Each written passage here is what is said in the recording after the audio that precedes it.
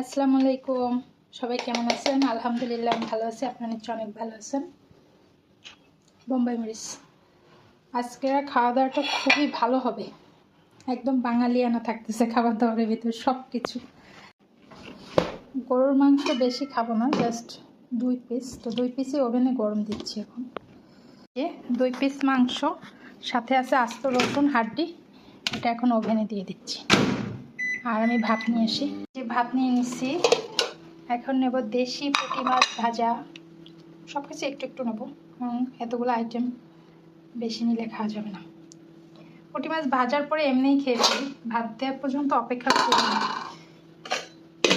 আর এটা হচ্ছে দেশি পুঁটি মাছ দিয়ে লাল শাক রান্না করছি, এটা একটু নিয়ে নিই। সব কিছু একটু একটু নেবো। আর এটা হচ্ছে ডিম দিয়ে লাউ ভাজি, লাল শাকের সাথেও পুঁটি মাছ আছে।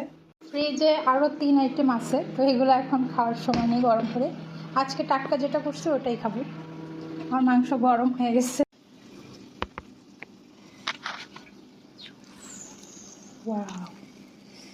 জাস্ট দেখেন, একেবারে ভিজা চুলগুলো। আমি মাত্র গোসল করে আসছি, তো একটু বেঁধে নিলাম, নাহলে আবার খাবারে চুল আসবে। এখন খাবো। ভাতের পরিমাণ খুবই কম নিচ্ছি, এমনিই সবজি খাবো। প্রথমে লাল শাক,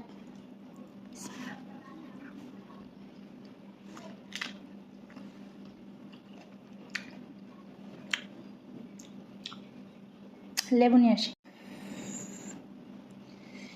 শাকের সাথে বা ভাজির সাথে একটু লেবুর রস না হলে জমে না। তো যাই হোক,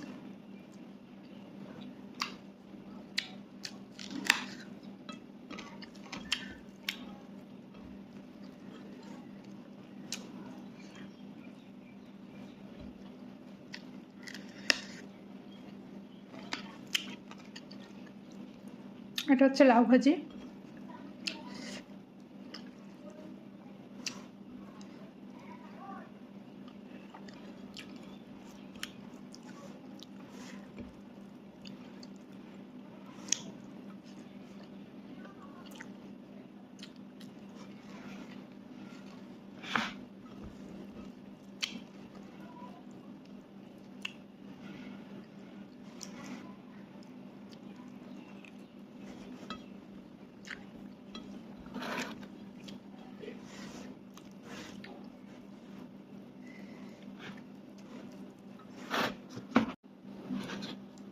শশা নিয়ে আসছি, শশা আনতে গেছিলাম, তো এখন আর সালাদ করার সময় নেই। গরুর চর্বিটা কিন্তু খুবই মজাদার হয়। আর এই যে আমাদের খুলনাতে কিন্তু এই আস্ত রসুন গরুর মাংসে দেয়, সাথে চুই ঝাল দেয়। চুই ঝাল নেই যদিও বাসায়। খুলনাতে একেবারে চুই ঝাল পাওয়া যায়। ঢাকার ওদিকে যারা রান্না করে দেখছি শুকনাটা করে, বাট আমাদের এখানে তো একেবারে ফ্রেশটা পাওয়া যায়।